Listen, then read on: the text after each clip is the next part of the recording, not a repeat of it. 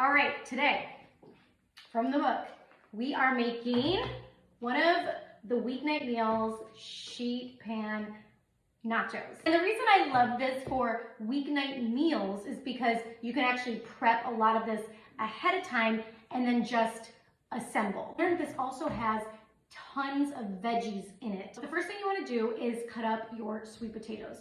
It's about 2 cups of sweet potatoes, which is generally, depending on their size, 2 to 3 sweet potatoes.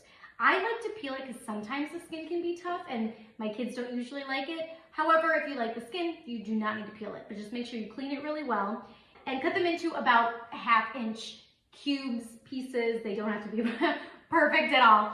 And then I put them on a baking sheet lined with aluminum foil, drizzle some olive oil on there and some salt, and then I use my taco seasoning. So the taco seasoning is in the book as well. Call it my easy taco seasoning. And you can see, I have it in a container like this. I make it like in bulk basically. And you can see, I always have it around. We eat a lot of tacos in our house. So this is in Making Messes Monday, but the Taco Tuesday chapter, I believe, is where, let's see, is that where yeah, 32, so it'll be in the Taco Tuesday chapter. Tacos are always a good idea. And so are nachos. Pop the sweet potatoes into the oven.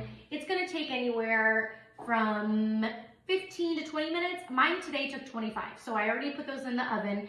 And you just wanna make sure that they soften and they get kind of golden. You don't want them to burn or brown. And the smell is just incredible. It will make your whole house smell so warm and cozy. And I just love that for a weeknight meal because you wanna come home to something, warm dinner, that just makes you feel so good at the end of the day. So I lowered my oven to 400 degrees. Then we cook up our veggies. So cut up the onion so it's diced, and the bell pepper. This recipe calls for a red bell pepper. However, apparently I did not get that at the grocery store, but I did have a yellow pepper around. You could use any bell pepper that you like.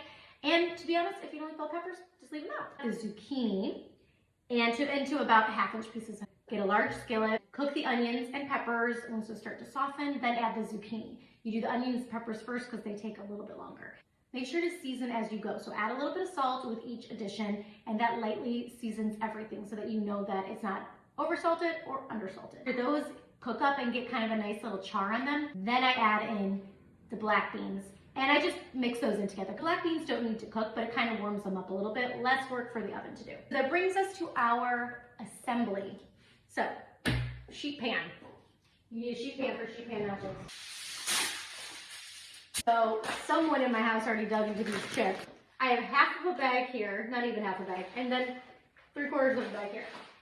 File that under, you know you live with boys win. And you do want to do an even layer because the whole point of the nachos is that each one of them has a full bite of all the toppings.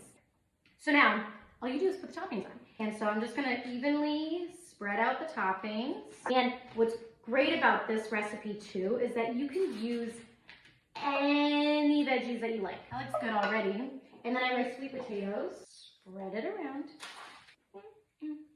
Oh, I love sweet potatoes. Now, the cheese sauce. This cheese sauce, I literally can eat with a spoon. Grab a medium pot and add in 2 tablespoons of butter, let it melt, and then add in 2 tablespoons of flour. And cook it over about medium heat, and this is gonna happen fast, so about a minute. And really it just cooks off that raw flour taste, and the smell is just like lightly golden. It's really, really lovely.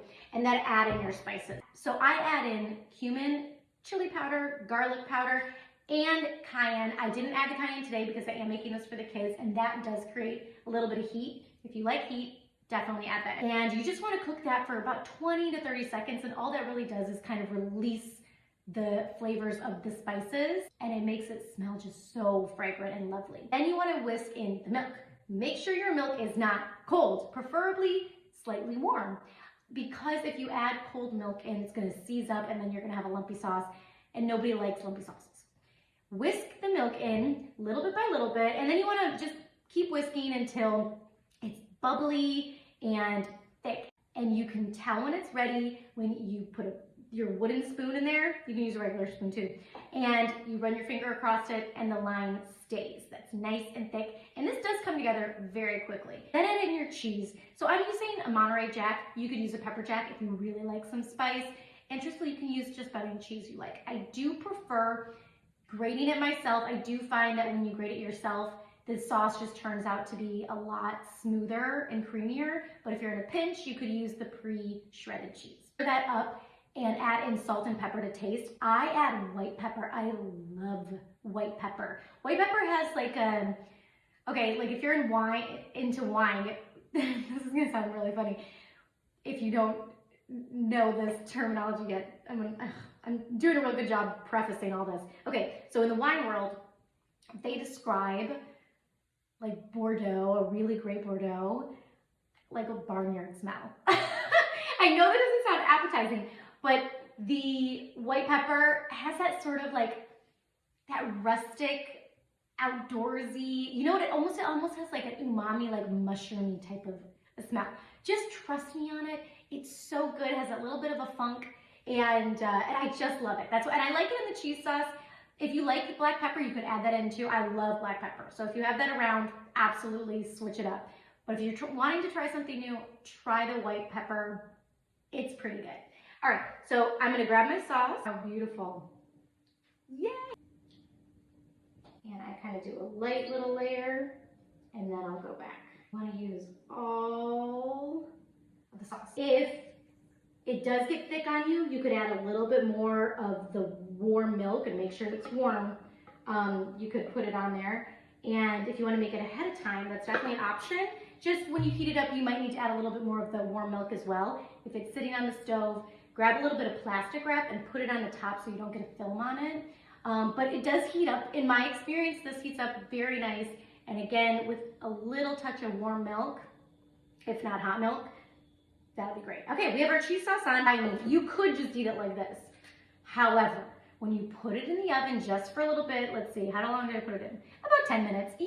I keep an eye on it because sometimes if your oven runs hot, what you don't want is the sauce to separate. So you just want it in there so it kind of incorporates everything together. It's about 10 minutes. So it's 10 minutes. Looks good to me. Everything is nice and hot. That's what I like about putting it in the oven. There we go. I'm gonna top this now with some tomatoes that I cut up. You could actually do separate sheet pans for everybody and let everybody do their own toppings. This is great for parties. I cut up some cilantro, which I love cilantro. If you are one of those people who think it tastes like soap, you could use an Italian flat leaf parsley is really great too. But add some avocado. Every time you touch jalapeno, you should wash your hands. This is perfect for making messes Monday because it forces you to eat with your hands. And sometimes, you know what? I find when we're eating with our hands, it just makes you feel more relaxed and carefree instead of, I don't know, it's just not prim and proper. And sometimes you just need some nights like that. And that's why I love making messes Monday. This recipe, I'm going to dig in. I wonder if it's cool enough for me to not burn my tongue. Yep. Oh, that sauce is so good. Right smack in the middle. I know it's rude to talk with my mouth full. That is good. And that, my friends, is how you make sheet pan nachos from scratch. And making absolutely everything from scratch, from jellies to marinara, I mean, you name it, we made it. And just the fact that I get to share that with people on a daily basis just makes me so happy.